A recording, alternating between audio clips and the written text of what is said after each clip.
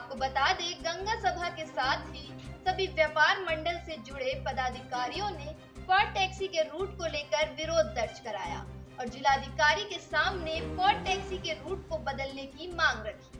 साथ ही आरोप लगाया कि पॉड टैक्सी का रूट बनाने वाले मेट्रो कॉर्पोरेशन कंपनी ने उन्हें विश्वास में लिए बगैर रूट बना दिया। यदि कंपनी द्वारा बनाए गए रूट पर पिलर लगाए गए तो क्राउड मैनेजमेंट बिगड़ जाएगा और व्यापारियों को भी बड़ा आर्थिक नुकसान होगा। लिहाजा जिलाधिकारी ने सभी व्यापारियों की बात को सुना और एक कमेटी बनाकर इस समस्या का समाधान करने की बात कही। इस पर देखिए, आज चर्चा हुई विस्तृत रूप से और पॉड टैक्सी का रूट क्या रहेगा उसके हर पॉइंट पे हम लोगों ने चर्चा की है और जितने भी स्टेक होल्डर्स थे उन लोगों से हम लोगों ने रिटर्न में ले लिया है।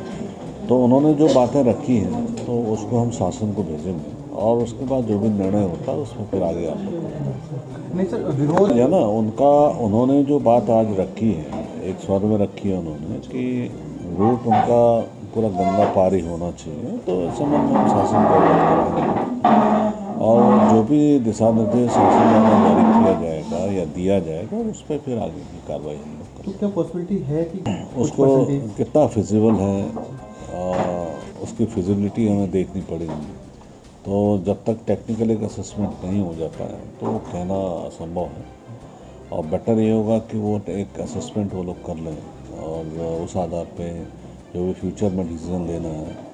और ये भी हमें देखना ज़रूरी है कि शहर में जिस हिसाब से ट्रैफिक का फ्लो बढ़ रहा है और जितने भी तीर्थयात्री हमारे लगातार आते हैं और उसके बाद फिर जो जाम की स्थिति रहती है और हो सकता है पॉड टैक्सी एक समाधान के रूप में हो और हमें उस एंगल से भी सोचना पड़ेगा और व्यापारियों के एंगल से भी सोचना पड़ेगा। उसके लिए हम लोग ये सजेशन हम गवर्नमेंट पे रखेंगे, शासन स्तर पे हम लोग भेजेंगे। उसके बाद फिर जो भी डायरेक्शन मिलता है हम इस चीज़ को ज़रूर इनकॉर्पोरेट करेंगे हम लोग कि कुछ सजेशन ये भी आए कि व्यापारियों ने ये भी कहा है और ख़ासकर गंगा सभा और व्यापारियों ने भी कहा है कि एक जॉइंट कमेटी हो, इंस्पेक्शन करे और उसके फिजिबल है या नहीं है जो रूट हमारा प्रस्तावित है वहाँ पे पॉड टैक्सी फिजिबल है या नहीं है और वहाँ के स्टेक होल्डर्स जो भी हैं उनको भी ले साथ में। तो इसको भी हम लोग सजेशन अपना भेजेंगे। दोनों चीज़ें एक साथ चलेंगी, ऐसा नहीं है कि अलग अलग चलेंगी,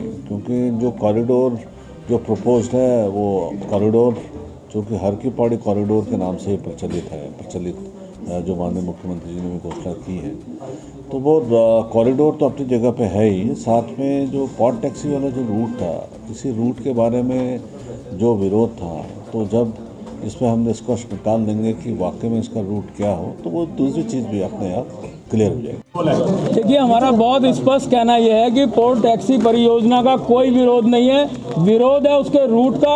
शहर के अंदर से अगर वो आई तो हम उसका रूट का विरोध करेंगे, चाहे हमें किसी भी रूट तक जाना पड़े। विरोध का रूप कुछ भी होगा, लेकिन पॉड टैक्सी के रूट का विरोध होगा। 1 से लेकर लाख तक हमने बिल्कुल स्पष्ट कह दिया। माननीय मुख्यमंत्री जी को भी निवेदन किया था जब वो यहाँ ऋषिकुल ऑडिटोरियम में आए थे और हमने ये कहा था कि आप इस रूट को जो है आप गंगा जी के पार ले जाएं, गंगा जी के किनारे किनारे लाएं। इसको बहुत अच्छा सुंदर व्यू उसको देखने को मिलेगा और तीर्थयात्री को भी और हरिद्वार के लोकल के बासिंदों को भी, यहाँ के नागरिकों को भी हमारा बहुत स्पष्ट कहना यह है कि शहर के अंदर से पॉड टैक्सी का विरोध एक स्वर से रहेगा। पूरे समस्त व्यापारी और समस्त व्यापार मंडल एक स्वर से इसका विरोध कर रहे हैं। फिलहाल क्या आश्वासन की तरफ से दिया गया? डीएम साहब ने कहा कि हमने आपकी वार्ता बहुत स्वादपूर्ण वार्ता हुई और वार्ता में ये निर्णय लिया कि उन्होंने ये कहा कि हम आपकी भावनाओं को जो है अपने उच्च अधिकारी और प्रदेश के मुखिया को ये सब बता दिया जाए।